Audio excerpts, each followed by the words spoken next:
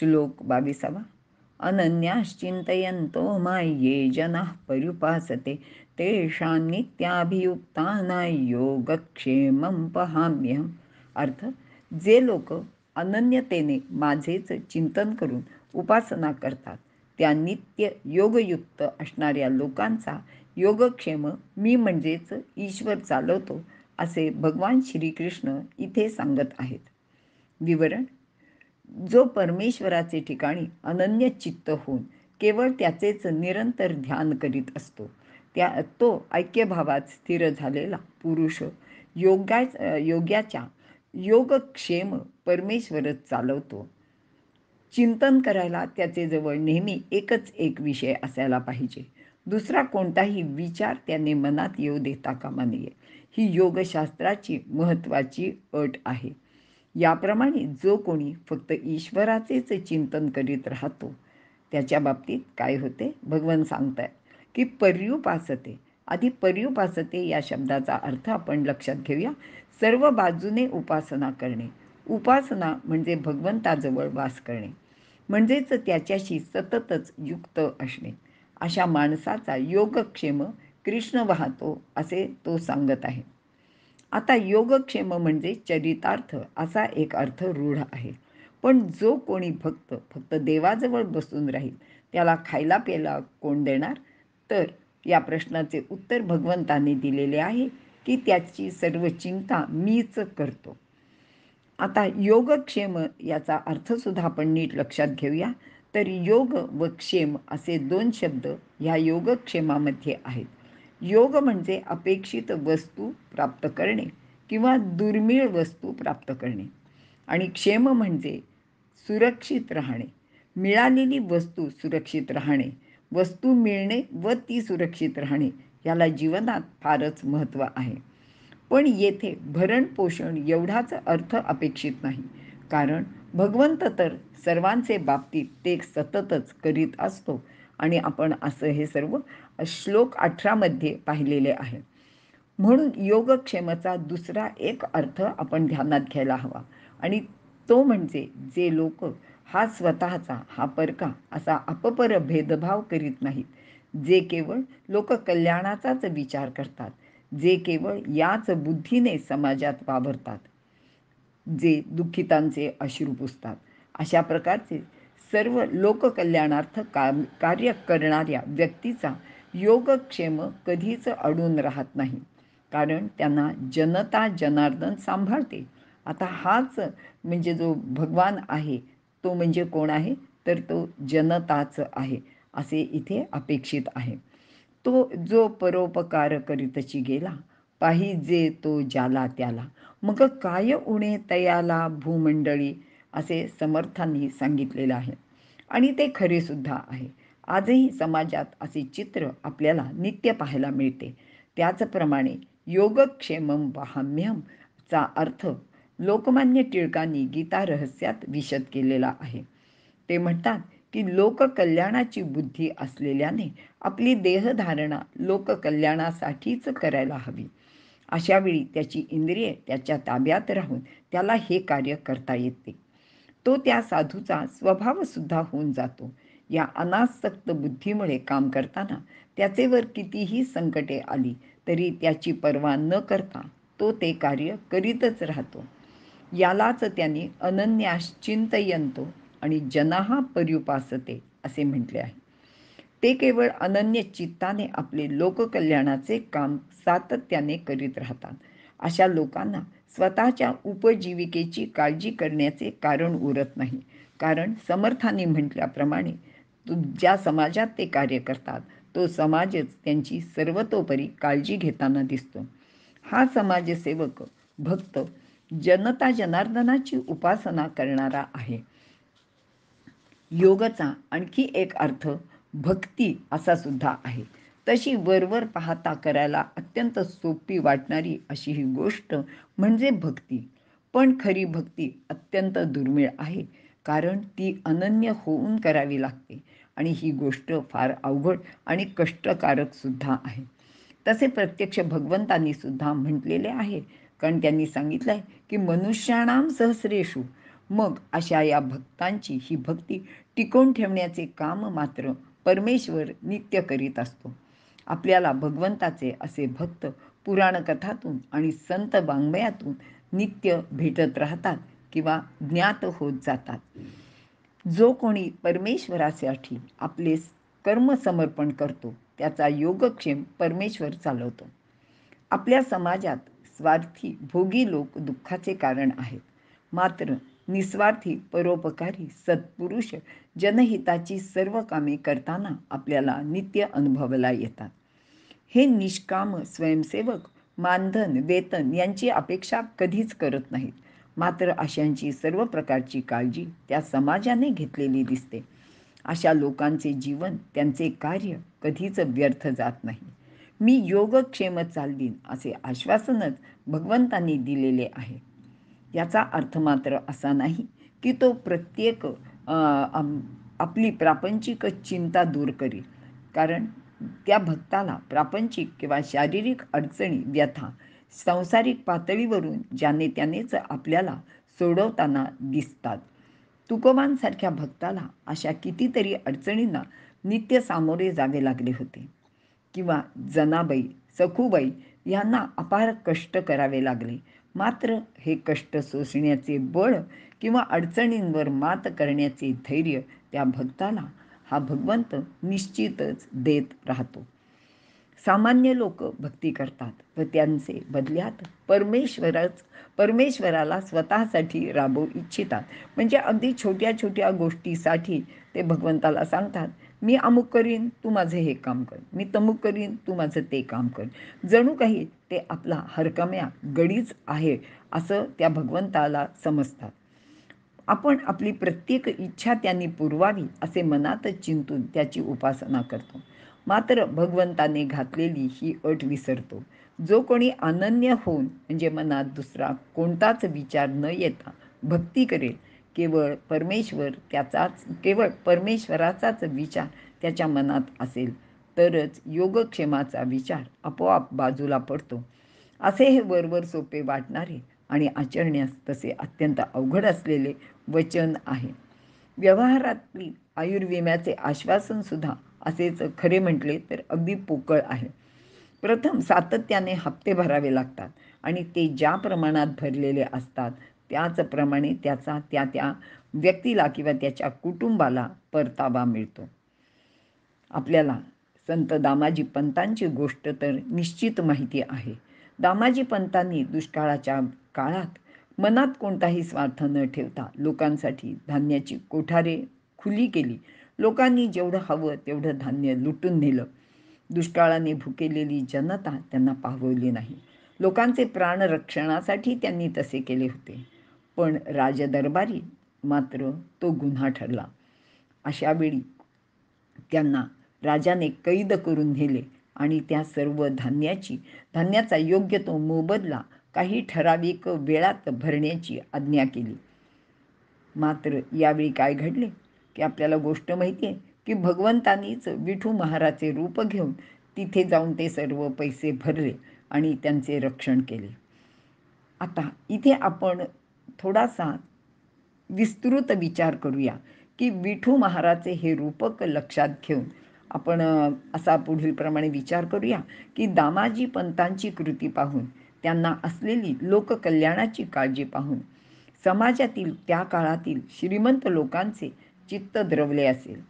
मुसलमान राजवटीत राजद्रोहाचा आरोपी असलेल्या या दामाजीला त्यांना उघडपणे मदत करण्याचे धाडस झाले नसेल. मग त्यांनी कोणा एकाची नेमणूक गुपचूपपणे केली आणि त्यालाच विठू महार असे नाव दिले. आता या सर्व लोकांनी केलेली ही मदत म्हणजेच ये जनाहा पर्युपासते, त्यांचा योगक्षेम जनता जनार्दन चालवितो त्याचा प्रत्यय येतो आणि असाही ह्या गोष्टीचा आपण विचार करायला काहीच हरकत नाही. अशाच प्रकारचे एक उदाहरण मी या श्लोकाच्या अर्थानंतर आपल्याला सांगत आहे आणि ते उदाहरण फारच अगदी बोलके असे आहे की ये जनाहा पर्युपासते म्हणजे काय ते आपल्याला चटकन कळेल. श्रीकृष्ण अर्जुनाला असेच अनन्य होऊन दुष्टांचे निर्दालन व सज्जनांचे रक्षण करण्याचे कार्य करायला सांगत आहेत. त्याने बाकी कशाची सुद्धा काळजी करू नये. फक्त युद्धावर आपले केंद्र लक्षित करावे. बहुजन हितासाठी हे युद्धाचे काम करताना स्वतःचे पापपुण्याचा स्वार्थी विचार त्याने मनातून काढून टाकावा, असे भगवंत अर्जुनाला इथे सांगत आहेत. इथे आपण थांबूया.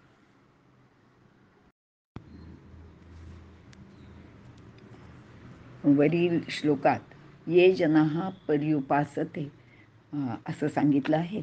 तर त्याचं एक अगदी मूर्तिमंत उदाहरण म्हणजे तळासरीचे श्री जोशी यांची हकीकत आहे.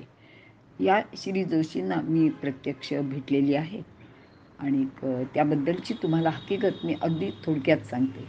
तळासरी हे अगदी पाड्याच्या ज्या वस्ती आहेत त्या लोकांचं एक छोटंसं खेडेगाव. इथे हा जोशी नावाचा एक 16-17 वर्षाचा मुलगा स्वयंसेवक म्हणून दाखल झाला. तो तिथल्या कामात खूप रंगून गेला. त्यांनी तिथे अनेक गोष्टी केल्या.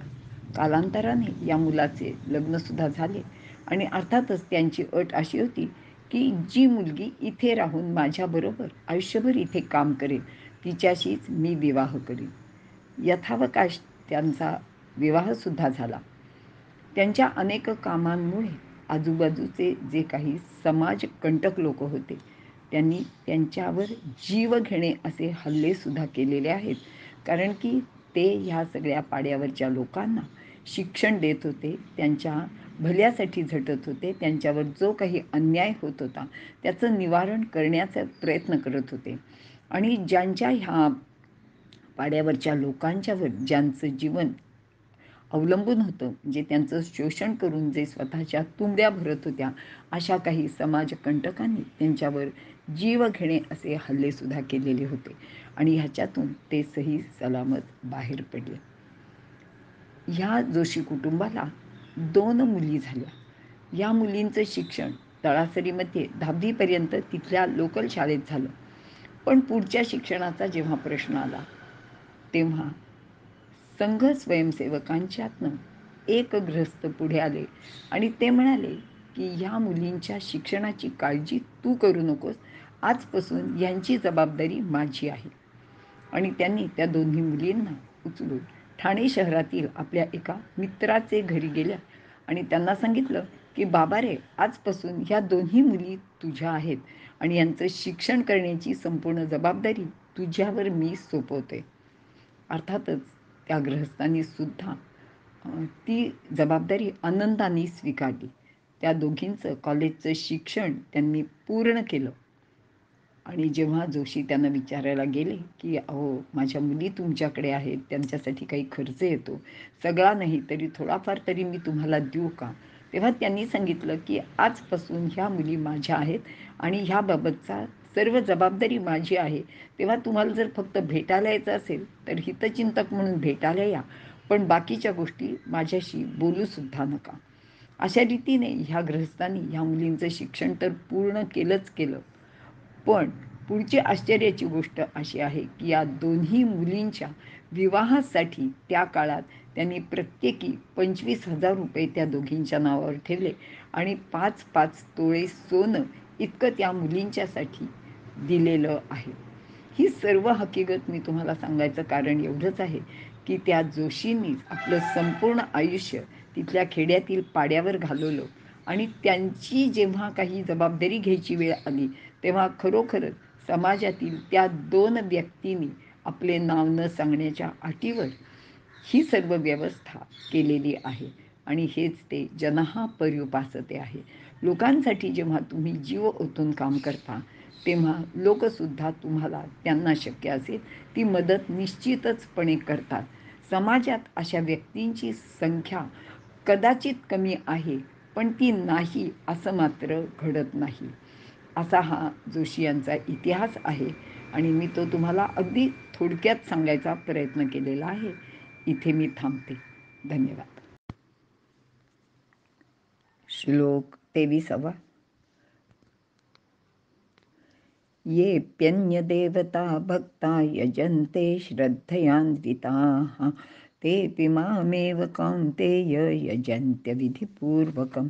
अर्थ, अन्य देवतांची भक्ती करणारे श्रद्धायुक्त लोकही त्या त्या देवतांचे पूजन करीत असतातच. तेही माझेच पूजन आहे असे तो समज. मात्र ती अज्ञानपूर्वक घडणारी अशी उपासना आहे, हेही तू लक्षात घे, असे भगवंत अर्जुनाला इथे सांगत आहेत. विवरण: मागील श्लोकात अनन्य म्हणजे दुसरा कोणीही नाही, एकच एक असा परमात्मा आहे असा भाव मनात धरून उपासना करणाऱ्यांची काळजी परमेश्वरच करतो असे भगवंताने सांगितलेले आहे. परंतु प्रत्यक्षात अनेकविध देवदेवतांची उपासनासुद्धा केली जाते असा आपला नित्य अनुभव आहे. अशा विविध देवदेवतांची उपासना करण्याची प्रथा अगदी पुराण काळापासून अस्तित्वात असलेली आपल्याला दिसून येते. किंबहुना त्याआधीही पंचमहाभूतांची म्हणजे सूर्य, सोम, इंद्र इत्यादी देवदेवतांची उपासना केली जात होती. परंतु श्री भगवान श्रीकृष्ण या चराचर सृष्टीच्या मागे असलेल्या एकात्मतेचे भान ठेवायला सांगत आहेत. समग्रतेचा दृष्टिकोन न ठेवता जे चिंतन करीत नाहीत ते व्यापक होत नाहीत. जीवनाला थोडे व्यापक अधिष्ठान देणाऱ्या या शक्तींना अन्य देवता असे म्हणतात. एकाच विषयाचा सखोल अभ्यास करणे म्हणजे सरस्वतीची पूजा करणे आहे. राष्ट्राच्या अभ्युदयासाठी जीवन सर्वस्व पणाला लावणे ही दुर्गेची पूजा आहे. तर कलानिर्मितीत रमणे म्हणजे शिवाची पूजा आहे. अशा विविध उपासना लक्षात घेतल्या तर त्या त्या देवतांच्या शक्तीचा आपल्याला प्रत्यय येतो. ज्याची शक्ती प्रत्ययास येते त्याला देवता असे मानले जाते, कारण त्यांचा प्रकाश व शक्ती यांचा प्रत्यय कोणालाही येऊ शकतो. प्रकाश या शब्दात प्र अधिक काश असा धातू आहे.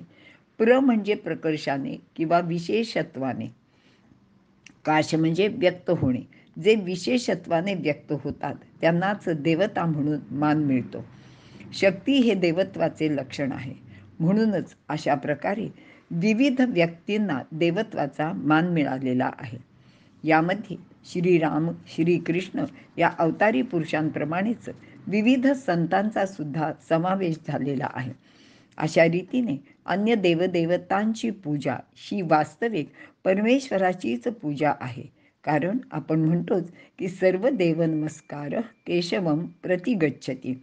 अगदी या न्यायाने ते खरे सुद्धा आहे. परंतु भगवंत मात्र इथे सांगत आहेत की ते त्यांचे पूजन ज्ञानाने अधिष्ठित नसते. म्हणजे त्यांना माहिती होऊन किंवा त्या गोष्टीचं संपूर्ण ज्ञान घेऊन ते त्या गोष्टी करत नाहीत.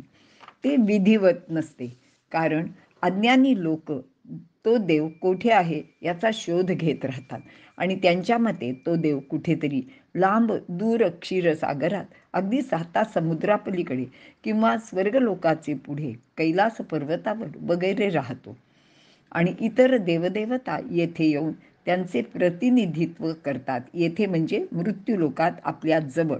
जसे एखाद्या राजाला भेटायचे असेल तर प्रथम शिपायापासून मंत्र्यापर्यंत सर्वांशी गोड बोलून मग त्याची भेट घ्यावी लागते.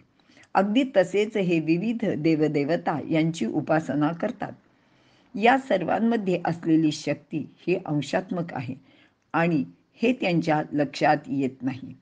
कारण ह्या अशा विशिष्ट देवदेवतांची जी शक्ती आहे ती एक प्रकारची मर्यादित अशीच असते. म्हणून इतर देवतांची उपासना करणे हे विधिहीन आहे असे भगवंत इथे सांगत आहेत.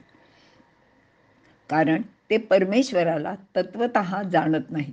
या जगात एकच एक प्रभू किंवा परमेश्वर आहे, त्याहून दुसरे असे निराळे काहीच नाही असा भाव असणे म्हणजेच अनन्य असणे.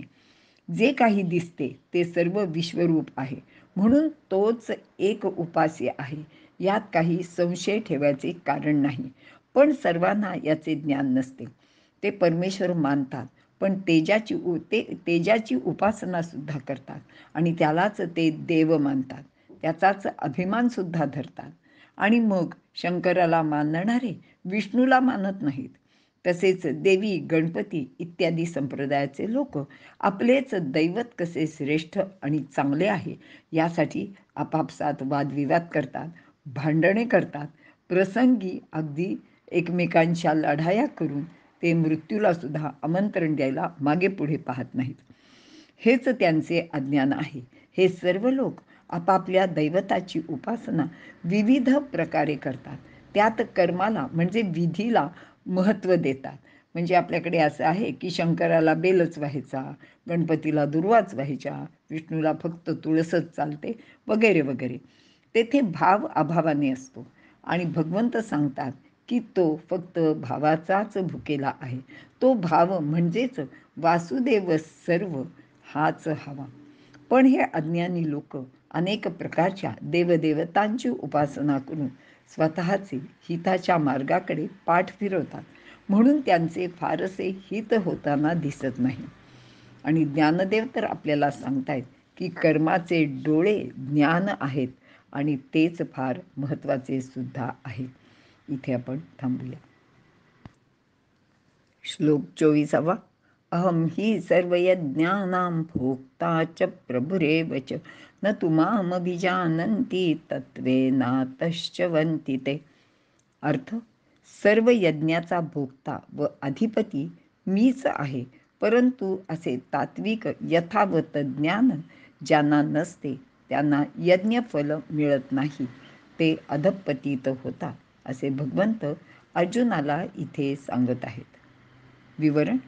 मागील श्लोकात कोणत्याही कर्माला निर्दोष ज्ञानदृष्टी हवी असे भगवंत सांगत होते. तोच विषय या श्लोकात पुन्हा एकदा ते सांगत आहेत. प्रत्येकाने लक्षात ठेवायला हवे की प्रत्येक यज्ञाचा म्हणजे विकसनाचा स्वामी व भोक्ता हा केवळ एकच एक परमेश्वरच आहे, म्हणजेच अक्षरतत्व आहे. त्या तत्वाला जे जाणत नाहीत ते ध्येय नसल्याने अधपतित होतात. आपणास माहीत आहे की मंदिरात जाणारे, व्रते उपासना करणारे, तीर्थयात्रा करणारे, पूजा करणारे, अनेक प्रकारच्या देवदेवतांची पूजा करून त्यांना विविध प्रकारे नैवेद्य अर्पण करणारे, नामस्मरण करणारे, पूजापाठ करणारे, पोथ्या वाचणारे कितीतरी लोक आहेत. ते देवाला मानणारे सुद्धा असतात. त्यांचा देवावर विश्वास तर असतोच, परंतु ते परमात्मा हे काय तत्व आहे ते मात्र जाणत नाहीत. आणि ते तत्व म्हणजेच अक्षर अव्यय तत्व आहे. म्हणजेच ते वासुदेव सर्व असे असून ते सर्व व्यापक आहे. आणि हे कळणे फारच महत्त्वाचे आहे असे भगवंत सांगत आहेत. कारण ते कळले म्हणजेच सर्व यज्ञाचा भोक्ता व प्रभूसुद्धा तोच आहे हे आपल्याला सहजच लक्षात येते. मग त्याच्या स्वर्ग मृत्यूलोक अशा फेऱ्या थांबू शकतात. ते स्वर्गाची इच्छा न करता परमात्मा पाहतात आणि त्याची प्रसन्नता, त्याची खरी उपासना म्हणजे काय हे सुद्धा त्यांना कळते. मग त्याला प्रसन्न करून घेण्यासाठी ते प्रयत्न करतात. अशावेळी जे कर्म केले जाते ते केवळ ईश्वरालाच अर्पण होते. या संपूर्ण विश्वाची एक घटना आहे. जशी एखाद्या संस्थेची, राष्ट्राची घटना असते. संस्था किंवा राष्ट्र हे अमूर्त आहे. संस्था म्हणजे तिचे मालक, चालक, सेवक असे लोक नाहीत, कारण ते सतत नित्य अगदी बदलत असतात. पण संस्था मात्र कायम असते, कारण ती निराकार आहे. पण ती आहे म्हणून हा एवढा मोठा सर्व पसारा अस्तित्वात असतो. तसेच अगदी येथे आहे. या विश्वाची सुद्धा एक घटना आहे. म्हणजेच घटना आहे आणि म्हणजेच ते अधिनियम आहेत, ज्यांना प्राचीन काळच्या ऋषींनी ऋत असे नाव दिलेले आहे. ऋत म्हणजे विश्वव्यापक नियम. ऋत हा सर्व देवतांचा समान धर्म आहे. ते देवांना व मानवांना समानत्व प्राप्त करून देणारे सुद्धा एक तत्व आहे. तेच विश्वाचे नियामक सूत्र पण आहे. मानवी जीवनाच्या विकासाचा मार्ग देखील याच तत्वाच्या आचरणाने साधणारा असतो. तो विश्वाच्या प्रगतीशी अविरोध तर आहेच आहे, शिवाय तो पोषक व पूरक सुद्धा आहे. मानवाने जे धर्माचरण करायचे ते केवळ स्वार्थासाठी नसून जगताची धारण करणाऱ्या शाश्वत अशा तत्वावरील मायेचे म्हणजेच अशाश्वताचे आवरण दूर करून त्या पलीकडे असलेल्या सत्यास जाणण्यासाठीच केले पाहिजे.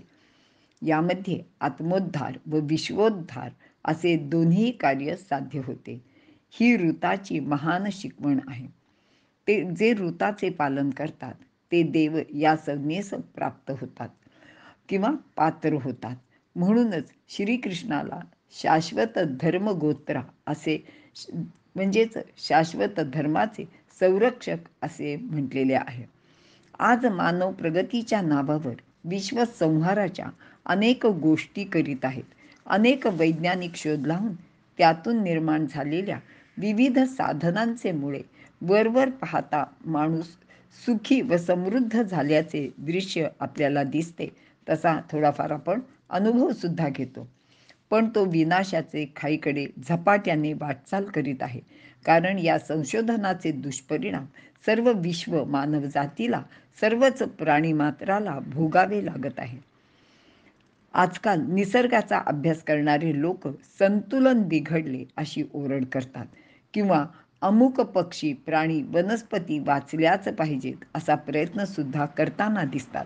असे हे संतुलन टिकवून ठेवण्यासाठी विविधतेतील एकता जपली पाहिजे. ते म्हणजे निराकार असलेले परमात्म तत्व जाणून त्याचीच उपासना सुद्धा केली पाहिजे. कारण तेच सर्वार्थाने अनंत असून ते विश्वाचे नियामक असे सूत्र आहे.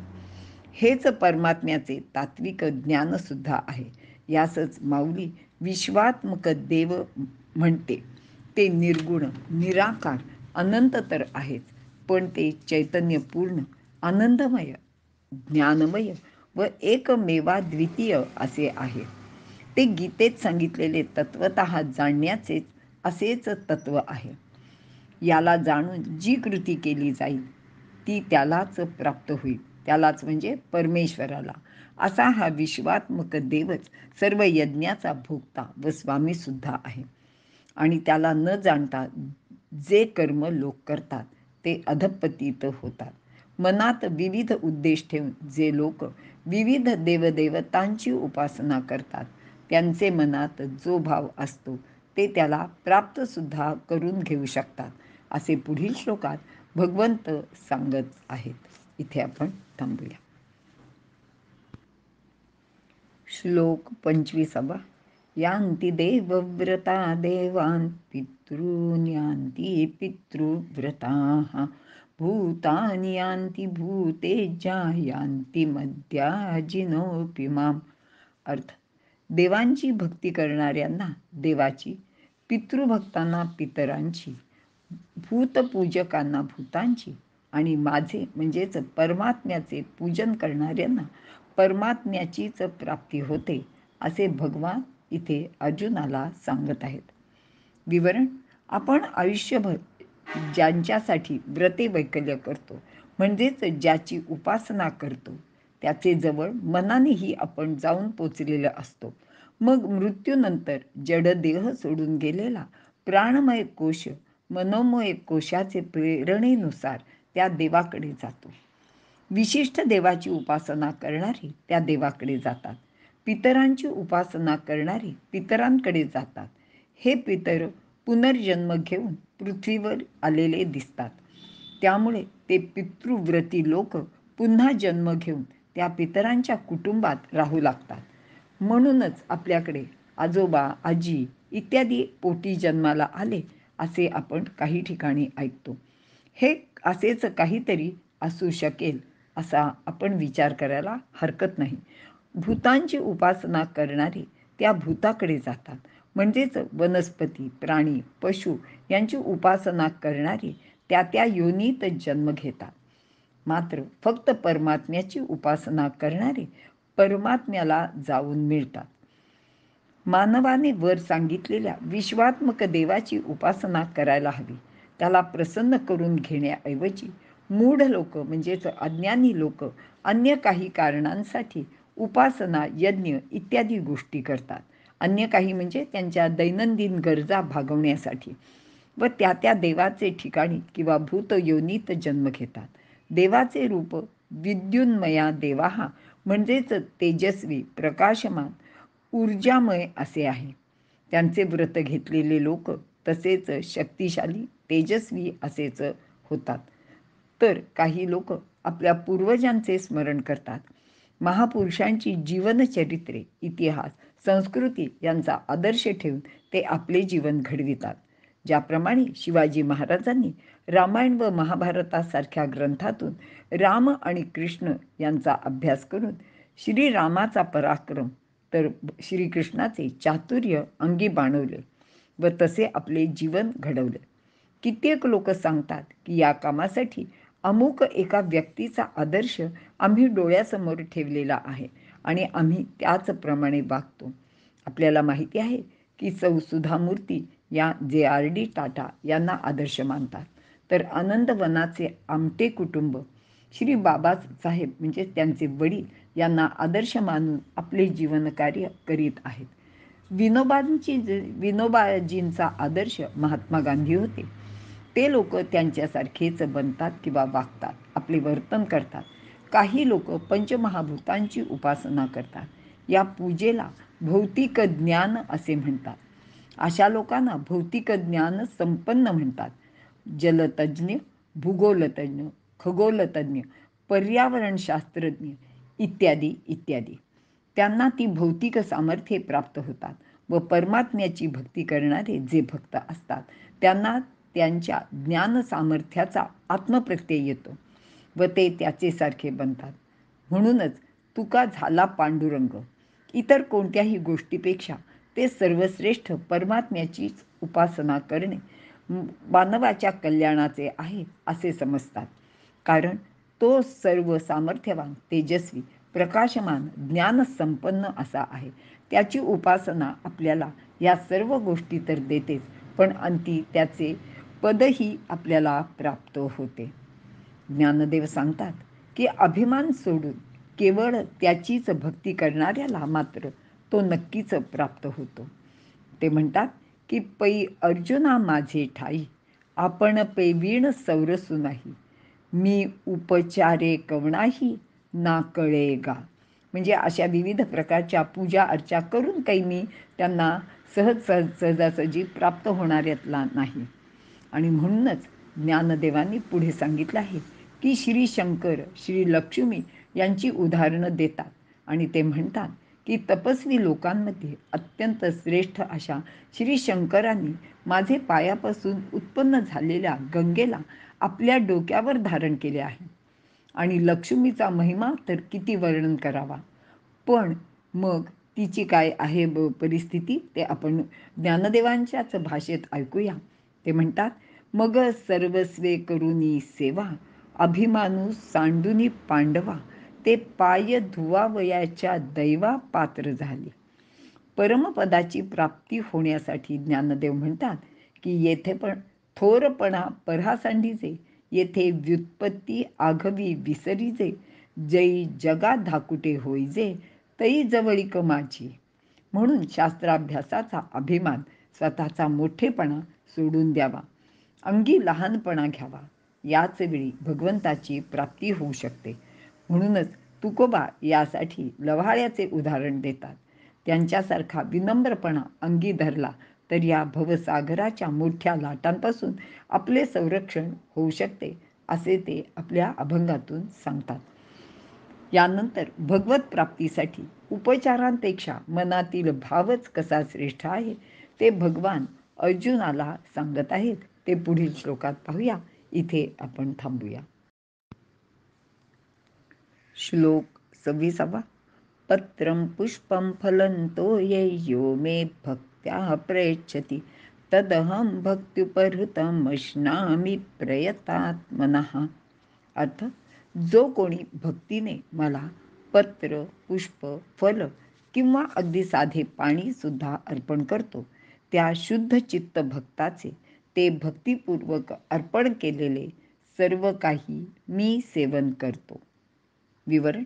या श्लोकात भगवंत अनन्य भक्तांकडून फार कशाची, मोठ्या कोणत्याच गोष्टीची अपेक्षा करीत नाहीत, तर निष्ठापूर्वक भक्तिपूर्वक अर्पण केलेली अगदी छोटीशी वस्तूसुद्धा त्याला खूपच प्रिय असते असे ते सांगत आहेत. कारण त्यांना म्हणजे भगवंताला वस्तूचे महत्त्व नाही, मात्र त्यामागची समर्पणाची भावना महत्त्वाची वाटते. वस्तूचे माध्यमातून तो व्यक्त केलेला भाव ते प्रेम, म्हणूनच ती वस्तू त्या भावाची प्रतीक आहे. म्हणूनच सुदाम्याचे पोहे किंवा शबरीची बोरे अजरामर झालेली आहेत.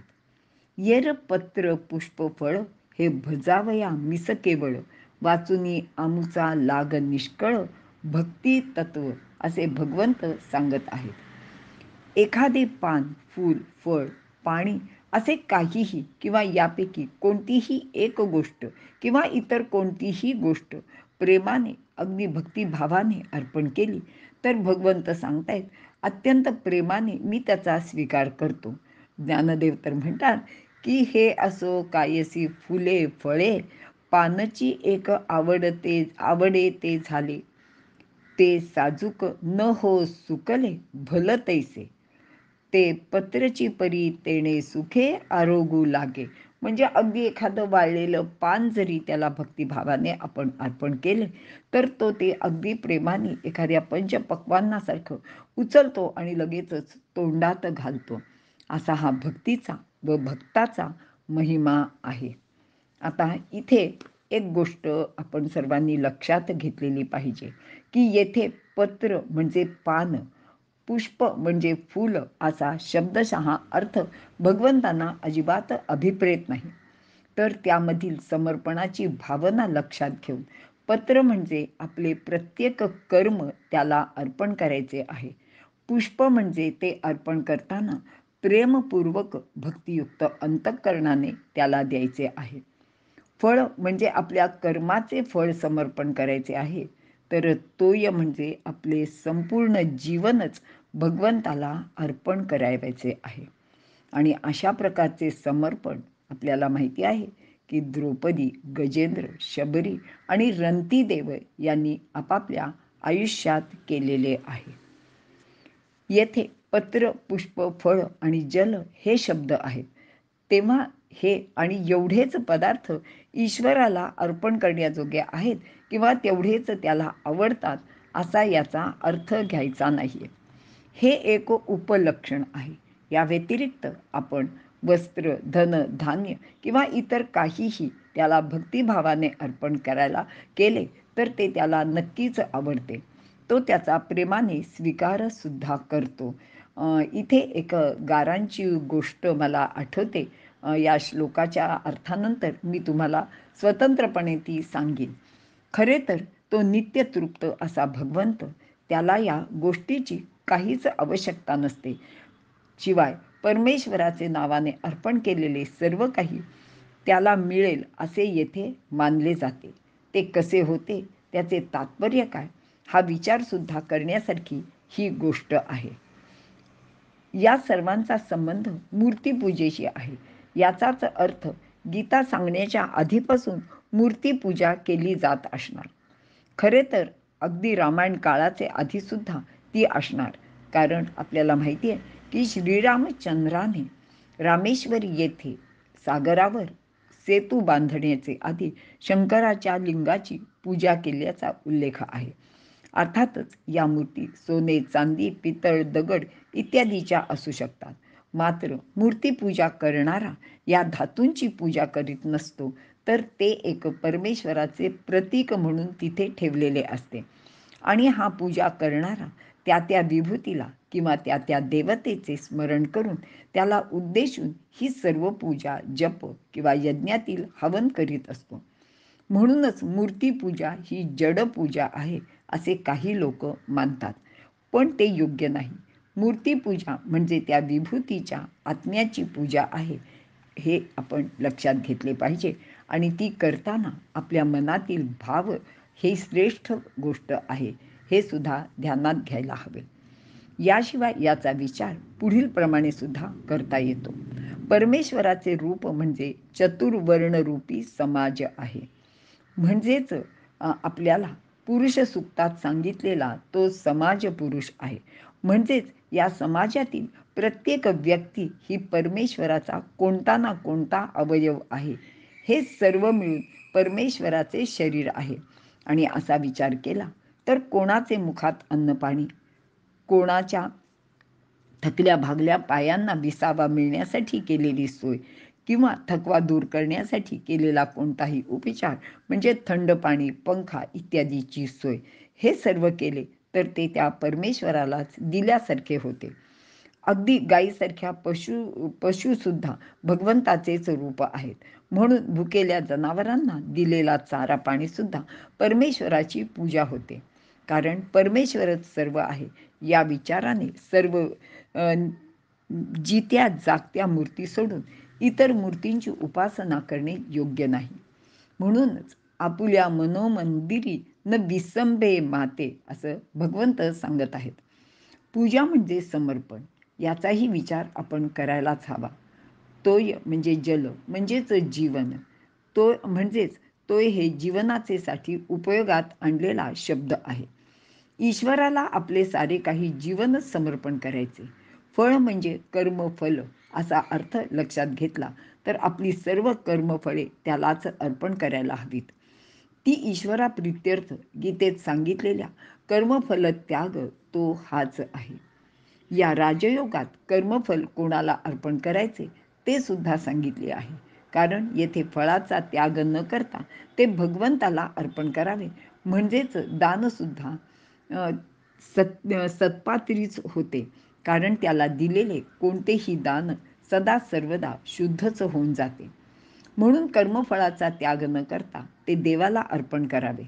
तुकोबा तर म्हणतात की कर्मफलच काय, पण मनात येणाऱ्या वासना, अगदी कामक्रोधादी विकारसुद्धा त्यालाच देऊन टाकावेत. कामक्रोध आम्ही वाहिले विठ्ठली. आता पुष्प म्हणजे हृदयकमल, हे तर खरोखरच ईश्वरालाच समर्पण करण्याजोगे आहे. म्हणजेच हृदयरूपी पुष्प व जीवनरूपी तोय परमेश्वराला समर्पण केले तर मानवाचे किती भले होईल. आता पत्र म्हणजे पान, छंदांसी यस्य पर्णानी, छंद म्हणजे वेद किंवा ज्ञान, हे जणू पान आहे. म्हणजेच ज्ञानाचा अहंकार न धरता ते ज्ञान ईश्वराला अर्पण करावे, म्हणजे आपल्या ज्ञानातच ईश्वर स्वरूप असावे. दुसरे आसुरी रूप राहू नये किंवा पाहू नये. माणसाने उन्नत होण्यासाठी अशा प्रकारे ईश्वराचीच पूजा करावी असे भगवंत इथे अर्जुनाला सांगत आहेत. इथे आपण थांबूया.